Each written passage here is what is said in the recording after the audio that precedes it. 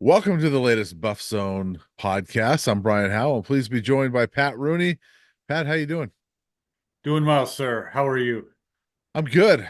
We're both, obviously we've been thick into football season for a while, but now, well into basketball season. I mean, we're a couple weeks into the season, or at least into week two, and we're going to talk about that here in this podcast as well. Both the men and women, record-wise, are off to good starts. We're not sure how good they are yet, but we'll talk about that here in a little bit. But first off, how you doing coming off of a basketball win the other day and getting ready for a football game on Saturday? Yeah, busy week, right? And in soccer, with the women's soccer team reaching the NCAA Mhm. tournament. So we've talked about before, November is always fun, but really busy time of year. And as we're talking now, men's basketball improved to 3-0 on Wednesday night. Probably their best all-around performance against Cal State Fulton. Obviously, Fulton was overmatched in this one, but the encouraging thing, I think, if you're a Buffs fan, is that the defense was on point really for the first time this year. It hadn't been terrible, but it hadn't been great. Northern Colorado certainly hit a lot of threes against them. So in that regard, what's good to see, the Buffs have kind of taken care of business so far in their first three games and have one more against Harvard on Sunday. And then it's they have almost a full week off, actually 8 days off between games before they get it going in Maui against Michigan State. So decent start so far. Still a team kind of finding its way and seeing how the pieces fit. And that process will probably continue through November and into Big 12 play. Yeah. Well, we'll talk more about basketball here in a little bit. Let's go with football. And obviously a big one last week. They beat Texas Tech down in Lubbock, and one that we thought was maybe going to be their toughest test in November. Um, you know, I thought they would win it, but you know, Texas Tech was coming off of a big win against Iowa State. You actually projected Tech to win that game in a good football game, and it wound up being more dominant than Yep. I thought it was going to be. I think one of the most impressive aspects of this run by the Buffs is just how well they've played on the road. That's not easy to do. I mean, they've got Mhm. one going away at Central Florida. They one going away at Arizona, and then did the same at Texas Tech, with which, like you said, was kind of geared up playing at home and had as much to play for as the Buffs did really going into that one. So really impressive job. This team is getting better every week. We keep saying it. We get together on these Mhm. podcasts and like they're improving, they're improving. For the last month and a half, 2 months, there really hasn't been a step backwards in that process week to week. So it's been impressive to watch and to get early one this week. I'll take the early ones anytime over the late ones. Back at home against Utah. Yeah, I agree with you on that. And uh, you know, the interesting thing, and I think impressive thing about that game on Saturday was it was really a bad start. I mean, kind of a Yeah. disastrous start for the Buffs. And I mean, the crowd, the atmosphere was insane. The flying tortillas, and then Texas Tech. I mean, really, that first drive, they just sliced right through the Buffs. I mean, the first off, they get a big kick return, and then they just sliced right through it, made it look easy. And then Buffs right out of the bat, false start, and then a fumbled snap, and fairly quickly they're punting, and you're like, holy cow, this is gonna the teams usually don't come back from that. And then it kind of kept going like that. Some three and outs, and Texas Tech gets a couple field goals. All of a sudden it's 13-0. And I don't know about you, Pat, but you don't often see a team come back from what was really a disastrous start and then just dominate the rest of the game. Yeah, I mean, last year a disaster start, not just last year, in recent history for the Buffaloes. If there's a bad start, that's the way the game goes, and that was even the case last year. You can argue that was kind of the case in Nebraska. It was a Mm-hmm. terrible start that did them in. Granted, the defense kind of put up a better fight and kind of stopped the bleeding a little bit, but they never got back really into that game. And it Yeah. was that really bad start that put them there. And just to turn around from that to winning these road games and to your point just now, shaking off that bad start. I mean, like you said, anything that could have gone wrong kind of did in that first quarter, certainly out of the gate for the Buffs, but they didn't panic. They kept to the game plan. They started executing, and again, one going away on the road, which is hard to do. Yeah. And they've done it kind of three times in a row on the road now. Yeah. And Four, really, if you go back to Colorado State, it yeah, wasn't maybe really. Mhm. as lopsided, but they certainly kind of dominated the second half in that one. Yeah, and I mean, you look at those four road games, and first off, it's CSU, which has been waiting Right. since '96 to have you in their building, and the Buffs were coming off that bad Nebraska game. UCF big noon kickoff is down there. They got a big recruiting weekend. Everything's kind of against you. You think going into that one, Arizona, that was a big one. It's on Fox in the middle of the day. Arizona looking to get things going, and then last week, big noon kickoffs in Lubbock, and all these things going on, and CU responds pretty well. And after that 13-0 hole, they outscore them 41-14 the rest of the way, which it really, you know, I, the last several weeks, you're starting to really get that feeling of like, wow, this is really a good football team. And I thought going into the year this was a solid football team, but the last several weeks it's like, wow, this is a pretty good football team. Yeah, exactly. And I think that's one of the interesting things. I mean, we asked questions going into this year, and they were justified. We saw the roster Hmm. turnover before, we saw an all new coaching staff before, and we saw how it worked out last year. And you do it again and expect different results. But you know what? That's exactly what they've gotten with this group. I think head coach Deion Sanders alluded to it this week in his weekly press conference. They had more time to kind of do their homework on the kind of person or player and person they wanted.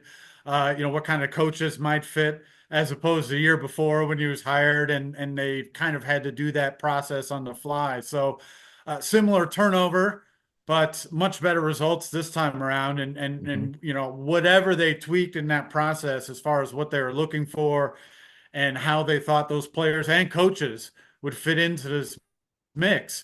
Right now, every button they've kind of pushed on those fronts has come to fruition. Yeah, and I asked him the question like, you pointed this out in a column, but like we're starting to see the Buffs are physical and they're Yeah, imposing the world. They're not just this finesse, Shador Sanders, Travis Hunter, they can beat you 7-on-7 type of deal. They're physical, and I mean they brought it to Texas Tech, 7 sacks. They also really stuffed Taj Brooks most of the day. He got his yards, but as Coach Prime pointed out in the post game, Brooks really got his yards after the Buffs kind of scale back their defense a little bit and played off, and that's when he got his yards. So they were physical. And I asked Coach Prime, I was like, "Where's that come from?" He goes, "Well, you saw the roster change, right?" He's like, "We yeah, we went and got guys that we wanted to fit this mold, not only players but coaches." And he also pointed out to me in answering that question, like we didn't have a lot of time to do that when I first took over. We did this last offseason. yeah, and it's worked out great. Yeah. know, to your point about Brooks, that defense really they let him know that they were there early in that game with Yeah. a lot of big hits. Even when he grinded out a few yards, they were tough yards early. Hmm. And you're right, he kind of racks them up late when, I think the Buffs might have been content to let them run the ball a little bit. And so the final numbers were all right. But the defense set the tone on that. Hmm. You wrote last week going into that game, if it wasn't a yardage thing, the winner maybe in the run game in that game would make the difference. And I think the Buffs took the victory not in total yards, but the way they curtailed that high Hmm. octane running game of Texas Tech early. Yeah, they got some yards late, but the Buffs made it tough early and let them know that they were in a fight for that whole game. Yeah, and really those yards came again when Texas Tech was in a hole, and the bus Yeah, expected them. They have to pass this point, but then they decide to run it. And yeah, even right. their Okay. riders, even their riders were asking their coach like, "Why'd you keep running the ball?" And so Yeah. yeah, I don't fault them for that. It's disappointing for that defense because they played so well against him. They wanted to prevent him from getting Texas Tech rushing record. He got it anyway, but still, they played really well. And I got to tell you, going into the last 3 games, it's hard to not be really confident, in this Buffs team that they're going to run the table. Yeah, absolutely. I mean, we've both written about it a little bit now. It's worked out Mhm. wonderfully. Even the schedule. At the beginning of the year, this looked like a tough end to the schedule. I mean, I think we both said if you want to do damage on the final win-loss record, do it before you get to November. Pick up the wins you can get before November because Yeah. November is going to be tough. Well, right now, as it turns out, three of the most disappointing teams in the league to finish things out. Certainly not going to be easy. Utah still has a very good defense. They're going to let you know that you're in for a fight for 60 minutes, just like the Buffs did last week. I think that's maybe the danger of this week for the Buffs. I wanted to hear your opinion, but for me, the challenge for the Buffs isn't on their side. The Buffs should be able to move the ball. Mhm. Certainly, I think we're all sold on this defense being legit now, and Utah has struggled offensively, obviously with quarterback issues this year with Cam Rising being out. But for me, the danger for the Buffs is not so much complacency, but this is still a Utah team that is has a lot of pride. They have a great coach. They're still going to put up a fight. They're probably still pretty fuming by the way things ended against BYU last week. And this is another opportunity for maybe them to salvage something out of what has been a disappointing season.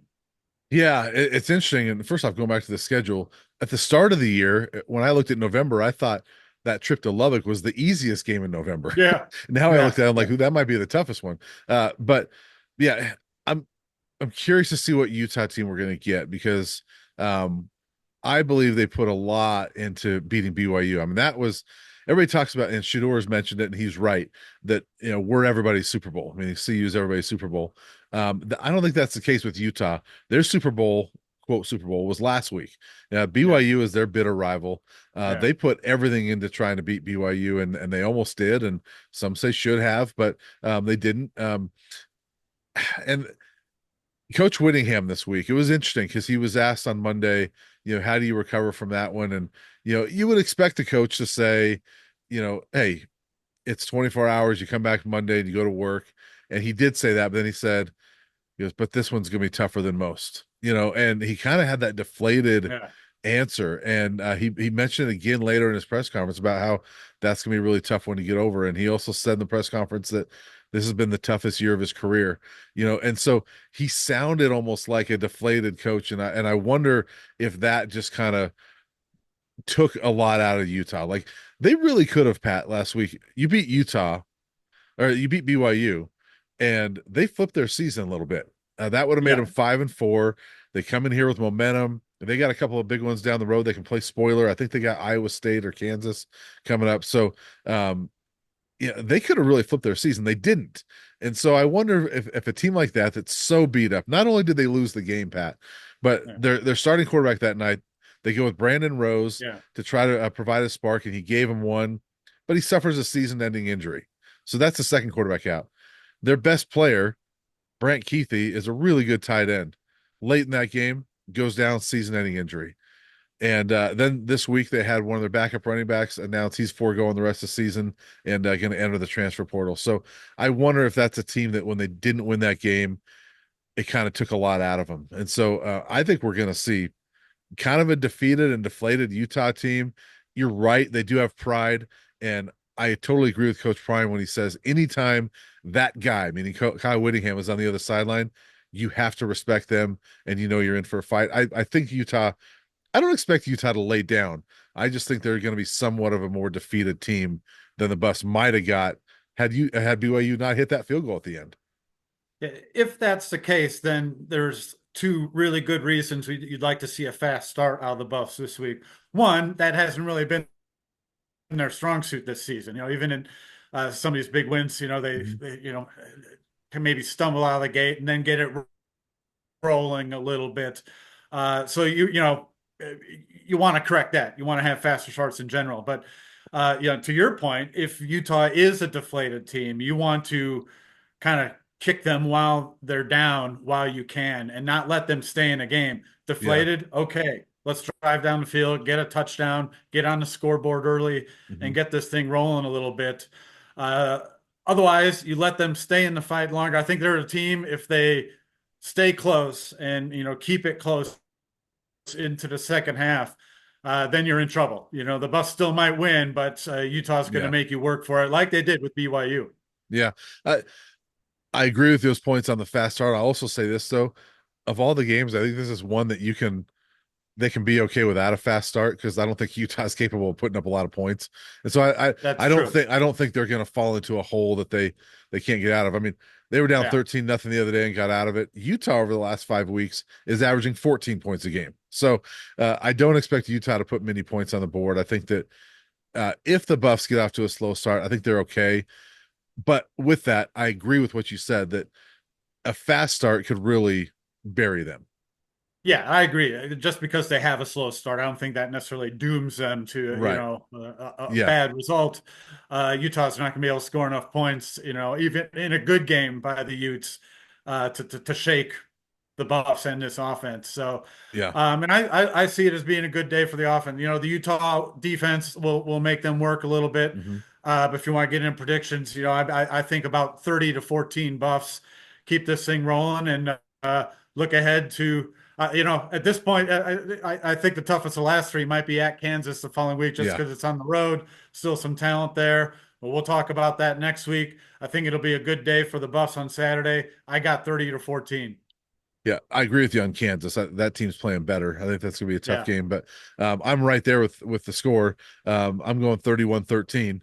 I think Utah hasn't given up more than 27 in a game this year. That only happened once. Everybody else is 23 or less.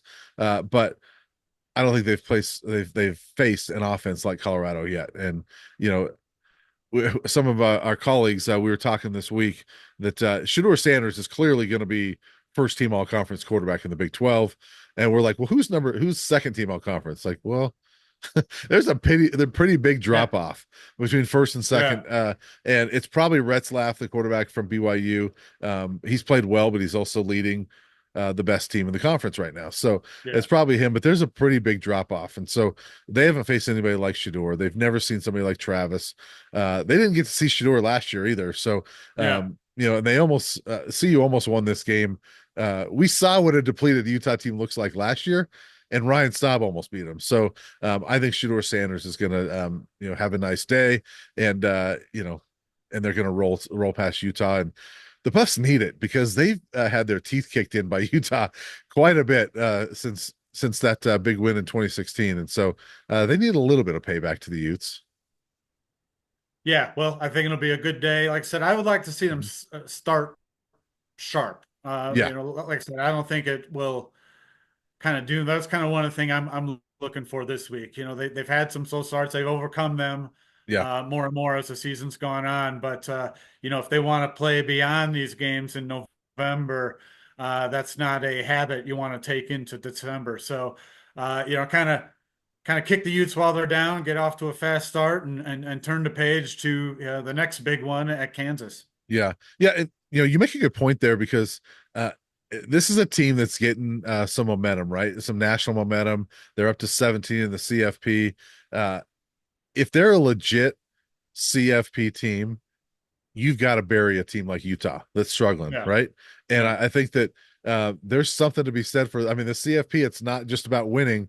They're going to look at style points too, and the Buffs could earn some style points if they go out and really beat the brakes off of Utah. So yeah. I think that's where it's important. Is number one, you just got to get the win, but you do maybe need some style points right now as far as that CFP is concerned. So, but yeah, I think it's gonna be a good day for the Buffs, and we'll find out. I'll see you there on Saturday morning. But there's some basketball going on as well, and let's get back to that. You mentioned the 3-0, the win against Fullerton. I just want to ask you, do we know yet about this Buffs team? Because the first two games, it's like, boy, they really stumbled through a couple of those things and needed overtime to beat UNC at home and then had the nice 30-point win against Fullerton. But do we know if this team is really good yet?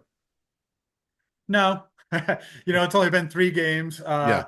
Yeah, I still, there's a lot of pieces on this team. I think they're still figuring it out.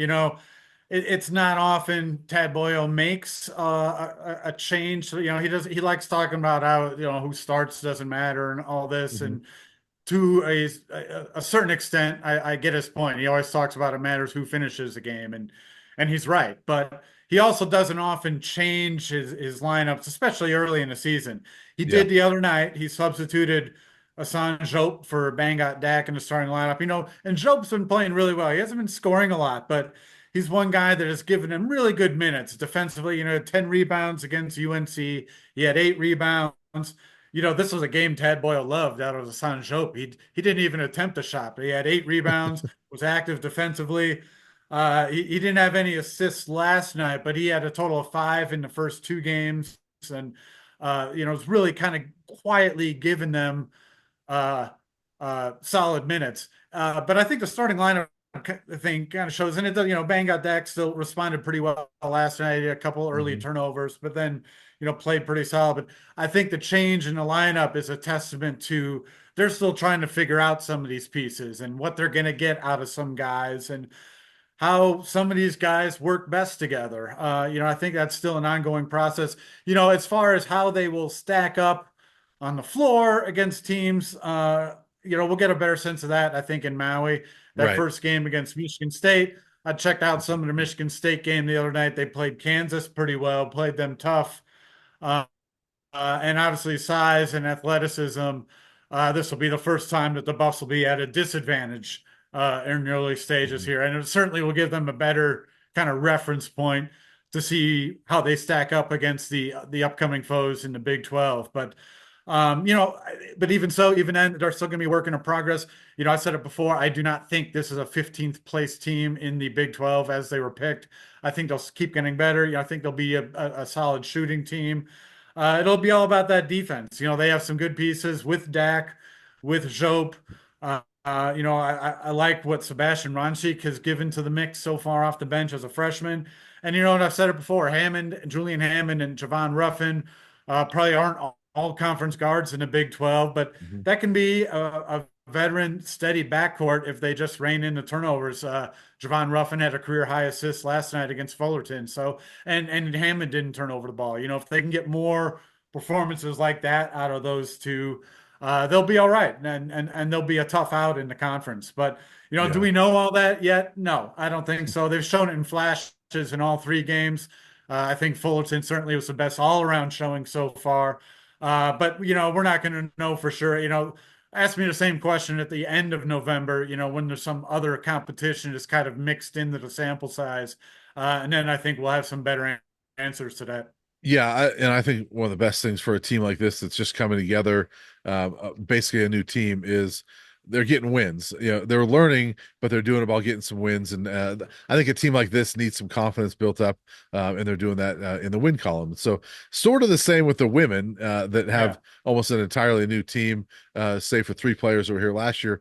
One of which hasn't even played yet. Frida Foreman has been nursing a foot injury, and they stumble a little bit at Boise on Sunday. 0 for 17 from three in that game. They had hit at least one three in 125 straight games. So, and J.R. Payne told me before the season, one thing I know is we got a bunch of shooters, and then they go 0 for 17 and really struggled at three from 3 point range in the early part of the season. Come back the other night against Nevada, go hit 9, but they needed 29 shots to do it. So, but at least they hit some.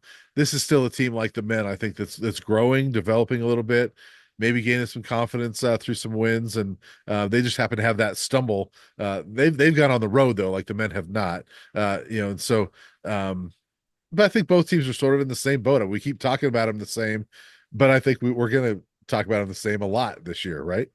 Yeah, that 0 for 17 was, I mean, that's just kind of one of those nights like, what are you going to do? I mean, Yeah, you take a few bad shots in there maybe, or certainly force some things at the end, but 0 for 17, that's some tough luck a little bit sometimes as yeah, well. That's not going to happen too often. I wasn't able to watch the game, but it reminded me of a men's game in the COVID season when they went to Washington. Washington was not a very good team. In fact, the Buffs had rolled them a month before in Las Vegas, but up there in the empty arena in Seattle, that was the McKinley Wright team that went to the NCAA tournament, and they went. I don't remember off the top of my head, but it was like 1 for 19 or something like that from three yeah, point. They couldn't buy one, and obviously that was a very good shooting team. And same deal. They lost a very close game, despite going 1 for whatever it was only a couple point loss in the end, which is the way it played out for the women the other night. And there's nights like that, like you just got to go. What are you going to do? And then the women, I think the impressive part, there's maybe going to be some of those growing pain type games for the women as well Mhm. with the new look roster. I think for them, the impressive thing is how they bounce back against Nevada while still being on the road. Yeah, yeah, for sure. And they beat an overmatched team and pulled away in the second half, and they've had different people every day or every game step up, and so we know there's some decent depth on that team. They've shown it every game, and they'll play Sunday against Southern. Both teams play on Sunday because the it's not quite a doubleheader. The men play at noon, right? Yes, on Sunday. Yeah. And then the women play at 5, so not quite a Yeah. it's sort of a doubleheader, but go get some dinner or late lunch in between. But yeah, it'll be fun for fans to see both teams at home on Sunday. Definitely. A few other things going on. Women's soccer, I haven't touched on them, but NCAA tournament, they snuck in, got one of the Mhm. last at-large bids. I think Danny Sanchez put it best when I talked to him. They didn't have any great wins. They beat Oklahoma State on the road. It's probably their best wins, but they didn't have any bad losses. I mean, in terms of, ranking, I would say that North Carolina was a bad loss in the way it finished, but certainly not a bad loss kind of on paper, so to speak.